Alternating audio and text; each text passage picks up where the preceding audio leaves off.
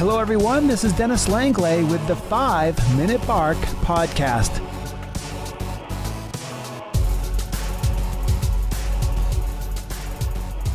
All right, we're here today on the 5 Minute Bark. We've got something different. We're doing our first recording from far away. We're actually with Ani Alexander from the Right to Be Read podcast, and we're so excited. She reached out on Facebook, and we've been going back and forth, kind of helping each other with our podcast, and now here we are. We're doing one live, so we're really excited. I'm a little nervous, but I guess that's okay. I guess if you're not nervous, you're not into it. So, Ani, say hello. Hello. It's nice to be here. You know what? She's going to add to my podcast today because she's got this beautiful voice. She's got this accent. It's really fun to listen to. So if you don't want to listen to me, you can just listen to her voice. Does that sound good? All right. So Ani, you've got this great podcast out there. It's Right to Be Read. A lot. You know what? The great thing about being a podcaster is you get to interview people that you need to learn from. So I've had different scientists on and stuff like that I need to read, and now I have to write books, and I need to write information for my clients. So you're the perfect guest. Oh, good. Yeah, I'm happy to help. Yes, yeah. Good. So tell my audience about who you are and what's all about with Right to Be Read podcast. Yeah, well, I've been different things in different stages in my life, but right now I'm a podcaster, I'm a fiction author, and I'm online entrepreneur and offering self-publishing services to writers. So my podcast, Right to Be Read, was created last July, so July 2014.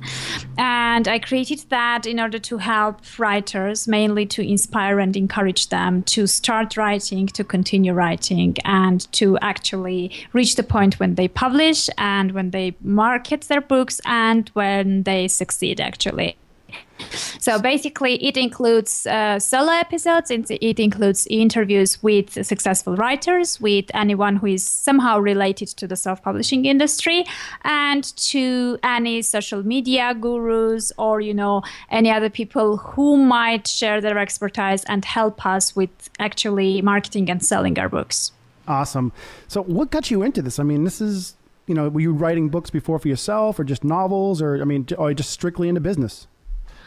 Well, actually, I've been writing since my teenage years, and it has been on and off periodically. And I did that just for myself, I guess. And I considered it as a hobby because no one really took it seriously. No one really encouraged me, and no one thought that, I should proceed with that. So basically what happened was I was writing for myself. I was keeping my writings just to myself, and I followed the traditional path. I went to university, I studied business, I started a corporate career, I tried different things, I climbed the career ladder, and at some point I realized that it's not for me. So it was very stressful, very hectic. It was difficult to balance with my family, and I had a son who was quite young at that point, and it wasn't something that I could keep on carrying on under that overload and stress and over time. So basically what I did was I just quit. And just like that, just quit. Just like that, yeah. And the thing is that the last 3 or 4 years of my careers were so hectic that I didn't have any free time at all. I mean, I was taking home work and working late in the evenings. I was coming back home from the office quite late in the evening already. And I was going to the office much earlier than the rest because I couldn't stay too long as the others could. So basically, my only free time which I could dedicate to myself were the 15 minutes when I was driving to work and the other 15 minutes when I was driving back, because then there was the housework and the family and the homeworks and stuff like that. So basically, when I quit, and during that period, I didn't write at all because it was just impossible. So hectic, yeah. Yeah, so it wasn't something I could fit into my schedule. And when I actually left, I didn't have any plan in place. So it's not like I left to become a writer or I left to become a podcaster or whatever it was. I just needed some time off to just, to breathe and to understand what's going on and what I'm doing next. So basically, after I left, I just took 2-3 months of doing absolutely nothing. So I read a lot. I did everything that I didn't manage to do during all those 4 years. Right, and and I even felt guilty by kind of, not hurrying and not rushing anywhere, which was really, really weird. I had to get used to that. So that's when my writing kind of came back, because I already had a free mind. I wasn't stressed anymore. I had time to actually kind of, write and stuff like that. So I went back to blogging and writing articles and getting back to creative writing. And it happened so that it coincided together with that period. I re-met my friend from abroad, because from 10 to 20 years, when I was from 10 to 20 years old, I traveled a lot and we lived in 5 different countries. So I had friends from high school and from university, from all over the world. And at some point, I had lost touch with my high school friends, because back then there was no internet. I'm quite old. Yeah, so I am too. there was no internet, and Skype, Facebook, whatever. So I lost touch with most of my friends from my high school. And when I came back to Armenia, and after I left my job, I kind of found one of my best friends from high school on Facebook. And she told me her life story of those 15, 16 years while we were kind of, disconnected. And I could see it as a movie. It was just really extraordinary, unbelievable, life, very dramatic with ups and downs and stuff like that. So I told her, you should write a book about this. And she said, but I can't write books, it's not mine. So I'm giving you my story. Do whatever you want with that. So change it, modify it, use it, whatever you want. If you need any questions, anything I can help you with, no problem. But, it's yours. I'm gifting it to you. So what happened next was that was the first time I was going to write anything which was longer than 3 to 5 pages long. Because before I was writing poems, flash fiction, very short stories, and blog posts mainly. So I never thought about actually writing a novel or something that big. And what happened was I decided to try. So, and it was very close to NaNoWriMo. And NaNoWriMo is a national novel writing month, which is November. So in November, all novelists from the 1st to 30th start writing all together on one website their novels, and with word counts and, stuff like that. So it's a challenge that you overcome, and you have to write 50,000 words in 1 month, which is basically more or less the first draft of your novel. So so it all kind of came together in terms of timings. And I thought to myself, okay, let's try NaNoWriMo and see if I can write that book in 1 month. So I was in constant contact with my friend. So I was kind of, asking her detailed questions. I was trying to relieve that because it wasn't my life story. So I had kind of, I had to feel it and to understand it and to realize what I wanted to change, etc. And I wrote my first novel, actually. And the way I wrote it, many writers are still horrified by my process, because it's very confusing, actually. Maybe it's something I should say that, that's the way one is not supposed to write. Right. But that was my first novel, so I did it that way. So basically, every day when I was writing every day, because the timing was crucial and I had to manage it in 1 month. But what was very important was I was sitting down to write, and every day I was writing a scene which was in correspondence with my today's mood. So it might be a scene from the beginning or somewhere in the middle. So I was kind of collecting pieces like a puzzle. I was writing whatever I felt like writing at that moment. And then later on, I was combining it into a first draft. So I was kind of touching many, many different unconnected scenes all together. And then it came together and became a book. So I changed quite a bit, although most of the book is actually the real story. Right. So it's difficult to say which parts are real, which parts are not, but it's all mainly the reality. And that's how my first novel kind of, came to life. It kind of, I don't know, I mean, it happened so fast, I didn't even realize that I made it until it was already written and completed. God, there's so much that just came out of what you just said, because first off, it's like, when I'm interviewing people, I have to kind of lead them on and kind of bring them into a subject and get them to be intense about it. But I just totally forgot that I'm interviewing a writer. So you like just brought all the energy in there. You took it in different directions, and it's like, of course she's a writer. She's going to do that. So this is great. I don't even have to interview. You could just keep talking, and I don't have to. I don't have to. I'm jobless right now, so it's pretty exciting. But I mean, no, it was an amazing explanation there of you told me, and I love it. So you made it so easy for me. So obviously you're very passionate about this. There's no doubt about that. We're already convinced of that. A lot of people out there want to write stuff, and they don't have that passion, or they want to find that passion. And I listened to a bunch of your podcasts, so I kind of know a lot about it. But how about sharing it on my show? Like, where can they find that? Where can they start with the passion to? I mean, like one of the guys was saying today that I was listening to is like you writers. He was talking about writer's block, and he's like everybody, there's no such thing as writer's block, but we think that, but it's like, you just have to get right on that pace, right? That pace to be in that zone. And obviously you were just in that zone, and you just kept on going and going.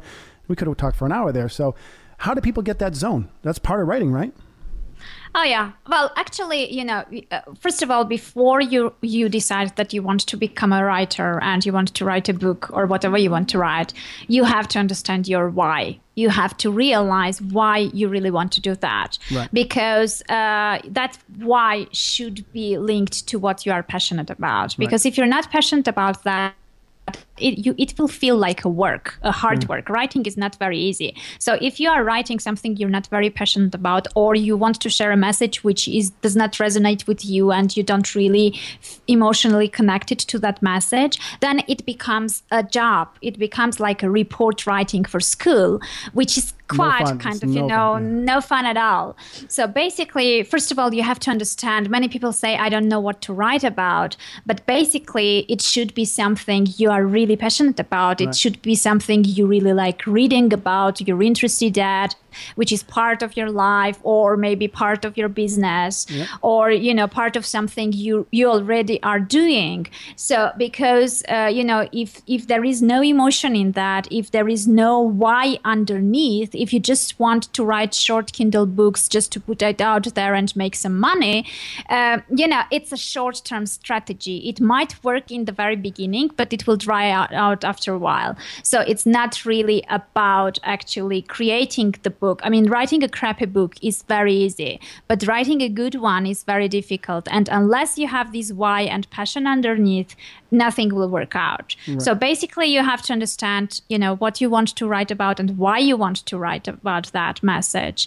And the other thing is you have to realize that, it might be difficult and it might take time. But as you said, there's no such thing as writer's block. It's just a matter of being ready, emotionally ready, first of all, that, later on you're going to share that writing with others. So in the very beginning, you will think it's not good enough. And all writers think that their writing is not good enough. In the beginning, that's the way it is. Right. And until the end, even if you are a really good and successful writer, you're never completely happy with your writing anyway. So that's the part of the process. Yeah, you're always going to the next level, right? Yeah. Oh, yeah, exactly. And the first drafts are quite crappy, and what you start writing is not good actually, because if you're just starting, it's a craft. You have to actually start getting it as a skill anyway, so you have to put on some hours in that.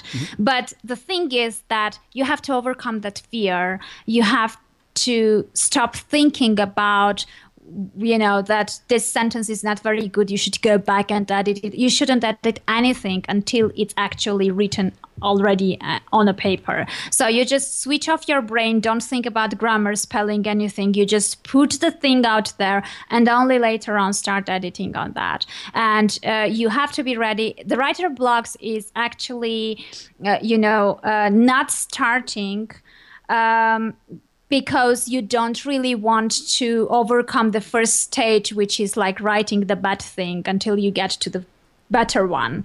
So it's just a matter of, just sitting down and putting out the first bunch of the things, which most probably you will delete later on. But until you do that, you won't be able to get to the next stage. So basically, procrastination, writer blocks, fear of sharing the writing with the others, it's all emotional barriers, mental mindset barriers, which you need to overcome, because until you do and until you actually write and put it out there, nothing will happen. So it's something about just overcoming the fear. It's something about kind of, going through that. And if you can't do it yourself, there are many places you can get help from, like, many podcasts, blogs, and, community writers communities and stuff like that. But that's the only way you just have to go through that process, because that's how writers grow, and that's how everyone has gone through that. Yeah. So it's just a process. And I mean, even myself, like when I'm designing, like, say, a brochure or a website or something, I end up pretty much fiddle-faddling around for like 3 or 4 hours, because I don't really have the idea in my head, right? So, and then it just comes. And then it's just like, from there, it's like those 8 hours of just, perfect work. But that first 4 or 5 hours is like, you're just kind of just doing it, like pushing forward just to kind of open the mind up, I guess, right?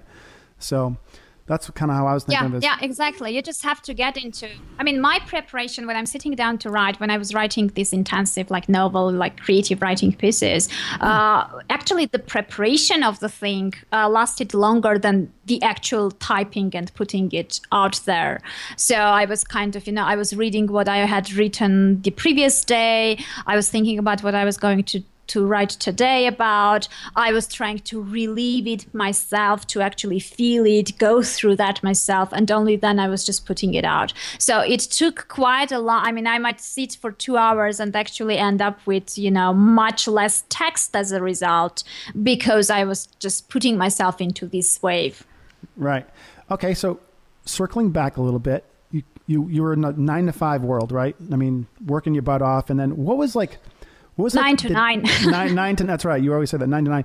So what's the deciding factor? Like, what's that like moment? Like, literally, sometimes like I know there's like a specific moment in my life. I said, that's it. I'm not going to ever do this real thing. I'm going to do what I want to do. And what was the time? Were you at your desk, or what was there a moment like where life changed? Because I'm trying to help people like who are kind of stuck there and they don't want to jump over to the other side, so to speak. I'm trying to help them kind of realize that it just happens one day and you just jump to the other side, so to speak, to entrepreneurial life. Well, it's not like it happened in one day. The process was quite long. I knew that it wasn't for me, and I knew that I had to quit for almost a whole year. Yeah. But you have these guilt factors, like you're receiving money for that, you have a family, you're kind of helping out, and that's important and stuff like that. And then you feel kind of irresponsible to just throw it all away because it's a good job, it's well paid, and why, stuff like that. So basically it has been quite a long process. But there were different indicators, like, I was getting, my nervous system was getting really kind of, very unstable, and I slept quite bad, and I was very nervous and tired and unhappy most of the time. Yeah. So I had a slight depression symptoms also and stuff like that. So I was realizing that I was starting losing things that might not be reversible later on if it gets too deep. Right. The other thing was, I was thinking like, okay, what's the best scenario? What could happen? Let's say in 5 years. What's the ideal situation? If I stay at my work, what's going to happen? Okay, I will be the boss of my boss, let's say. And I realized that that perspective doesn't make me happy. Even if that happens, it means I will stay in the office longer. It means my responsibilities will be higher. And it means that although I will receive much more money, but actually, it won't be any different than now. It will be just worse. So I realized that, even the ideal case scenario was not what I wanted. And then you realize that at the end result will be that you will be quitting anyway, but you will be losing those 5 years, which you will never be able to get back. Right. So once I realized that, the end result is just quitting anyway, I decided to do it, much faster, not to lose the time, and then use the time for something else instead. So I can be, I was 34, 35 years old back then. So I also realized that I don't have too much time to kind of, to try different things and to wait too long until I find out what I want to do and stuff like that. So it was kind of, all together when you kind of do the analysis, you realize that it's just something you need to do. And then it's kind of stepping over the fear of, okay, if I do this, what will happen next? I have no idea what I'm going to do. Will I make money? Won't I make money? What will happen next? And stuff like that. So I just decided not to think about that. Yeah, I just decided just, to close my eyes and jump and see, and let life kind of start putting in all these coincidences, because if you see, it's all different small accidents that came together and brought me to where I am. Absolutely. So. It's just so funny how we keep going back to you just got to let go. Like, okay, stop trying to force everything. Just and all of a sudden everything just happens. Like you wake up one morning and all of a sudden you find yourself going there and you're like, no, I'm not going to go there. And sure enough, 10 things you wanted to happen just happen out of nowhere, right? It's just so exciting. So yeah, we're living it, we're breathing it, we're excited that we both have great podcast. I feel mine's successful. I'm sure yours is. Obviously I'm listening to it and people are listening around the world. It's really fun, isn't it? It's really exciting. Oh yeah. And we can both vote for yes, you should do your own thing and be happy, because like she said there, time, we are getting older. We can't produce like we were in our 20s anymore. It's like, you don't realize that when you get older. It's like, oh my God, these guys are little machines, and I used to be like that, but no, I can't, go get all day long as I did when I was younger. But so you got to really, you got to really watch, what you're doing and do it hard. So, okay. So you said you have a publishing company as well. I want to let people know about that. Well, it's just another coincidence. I mean, I was kind of trying to plan everything out, and but the podcast itself was born out of an idea. So it wasn't something that I planned, and it was an experimental project. But it went so well that I kind of stuck to it anyway. So I'm really happy it worked out. But it wasn't something I was planning as a long-term thing or a strategy or branding stuff. Right. So basically it just happened. And the same thing happened with the publishing services. Our service is called publishmybook.today.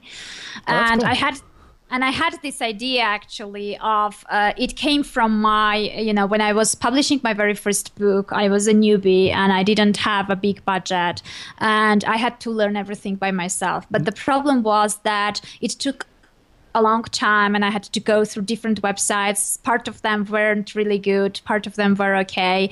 And then I had to find freelancers because you can't edit yourself, you can't prepare the cover yourself. You need support anyway. And with freelancers, it's difficult because you have to try several until you come up and find the one who is good and stuff like that.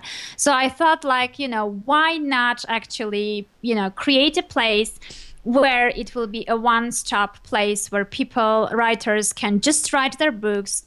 And once it's done, they just hand it over and we do all the rest. And then they become published authors as a result. That's all. And I also thought that, publishing companies, services similar to ours, have two drawbacks, and I kind of eliminated it from ours. One drawback is that they usually get the rights for your book. So the book is published under the publisher's name and you are the author. So you're not really the owner of the book anymore. The rights are the publisher's. And also they get part of your royalties when the book is sold. So what we thought in this case was, we actually decided that we will be published we'll do everything for him and we will give the book to him. It's published under his name. He does whatever he wants with that. And we don't touch their royalties. They just pay for the service and we don't really touch anything at all. And when I say we, it's like, the other coincidence. I interviewed an author, a nonfiction author actually, Jyotsna Ramachandran, whose business was self-publishing actually. And she already had a very professional team of freelancers in place and she already kind of did all that for her own business. So we decided to kind of unite and to use each other's resources and provide the best service we could for the authors. So it's publishmybook.today, and we take very small margins to ensure that it's affordable and much cheaper than the competitors are offering, to make sure that most of the people can actually use the service. What type of turnaround is there when you go through this process? I know nothing about it. So it's in average 2 weeks. Okay. When you give out the draft manuscript until it's actually published, in average it's 2 weeks. It of course depends how fast the author kind of reacts, because we need feedback on the editing, we need approval of the cover and stuff like that. But if all goes fast and if we get the feedback on time, in average it's about 2 weeks, and then it's out there. Awesome. Whew, we're almost at the end here. So we have to get to the point where I want to give some tips. I always like to give tips like to leave with. So do you have 3 tips you can give somebody who wants to start an ebook or a book? What would they start? You take it from here. You're already good at talking. I don't have to lead you there. So this is the Ani show. Okay, so as I said, the first tip is find out your why and find out your passion, and build all that around your passion. The second tip is, once you write a book, don't do as I did, because it was my mistake. Try to stick to the same topic or to the same genre, because with your first book, you're building a readership, and if they liked your book, they will most probably like to read something similar, which is their second book. I mean, I have 3 books, 3 of them are in different genres. So that's my problem. I kind of, I did it the wrong way. But if you want to build it as a long-term strategy and build like a loyal and kind of stable audience in there, you should at least, try to get something which is similar either in topic or genre, so you get the same reader, read all your upcoming books as well. Right. And the third is actually make sure that even if you're not writing a book at that certain point, make sure you write at least something. So you write every day, so it becomes a habit, because it's a muscle, it's a skill. So basically it's like the workout. If you don't do it for a long time, later on it will be much harder to get back and your muscles will be hurting. So just even if you're not, for example, I'm not writing a book right now, but I'm creating lots of content in terms of, I'm writing up the texts for the podcast episodes, I'm writing blog posts, I'm writing some, short pieces and stuff like that. So just make sure that, you are on track and you use that skill, once, at least every day, even if it's just a short piece, just make sure you write it. Awesome. You heard it out there, everybody. This is Ani from Write to Read, and we had such a good audience. I mean, excuse me, not audience, but such a good podcast today, because I didn't have to do much of the talking, so it was really easy for me, and I love it. I'm sorry. Thank you for making it so easy. No, this is great. I mean, you can just do this every day. It's easy, right? So, awesome. Ani, thanks so much for reaching out, number 1, and 2, for giving great information. I really enjoy listening to your podcast. You want to tell people about your podcast? It's the Right to Be Read podcast. It can be found in iTunes, right? Yeah, it's Right to Be Read podcast. You can find it on iTunes. You can find it on my website as well, which is anialexander.com. And when we mentioned just if someone is interested a lot about the mindset and the emotional barriers and stuff like that, I have a very short guide about how to actually overcome those. So it's a free guide. They can find at anialexander.com/mindset. And, maybe that could help with starting the writing, actually. Awesome. Thank you so much. This has been awesome. This is my first Skype podcast, so I'm a little nervous. It was pretty exciting, but she made it so easy. She guided me through it and showed me how to do it. So it's official. I did one. Did I do good? Did I do all right? Yeah. All right, good. Very good. Awesome. All right, everybody. So I am excited. Ani's excited. Hope you guys are excited today with today's episode, and we've got some more great guests coming as they come. So every day I get a new guest, a new exciting guest that comes on. They just come, just kind of like we talked about in this podcast. Everything just goes and just comes. It's really easy. It's not hard to find them. They just come to me. So it's been really exciting. So I'm going to stop talking and turn this thing off. So thank you again, and we'll talk to everybody soon.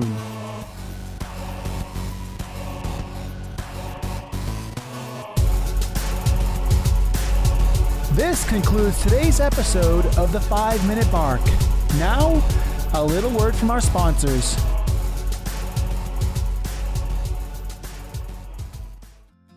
The average American spends 100 minutes per day driving. That's over 600 hours per year. Wouldn't it be nice to make some extra cash doing something you're already doing? With Rapify, you can earn cash every time you hop in your car to go to work, the store, pick up the kids, or whatever. To get started, apply online at Rapify.com.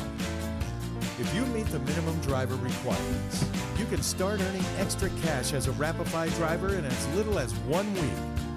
Once approved, you can select full, partial, or panel for wrap coverage. Join ad campaigns, track your Rapify earnings, and so much more. What are you waiting for? Go to Rapify.com to sign up for updates on availability in your city.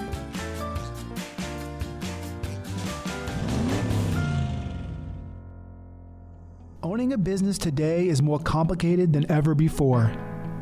The responsibilities reach far beyond the services and products we offer. It's our job as business owners to work hard, be ethical, and provide a great product. Here at KTL Business Insurance, we understand it's your job to manage your company. And it's our job to provide insurance that gives you a peace of mind. No matter the size or type of business you own, we have customized policies for all the AM Best rated carriers that will get you the protection you deserve. And if you need same-day coverage, don't worry. Call us today at 800-507-1243. Once again, that's 1-800-507-1243, and let KTL Business Insurance give you the peace of mind you deserve.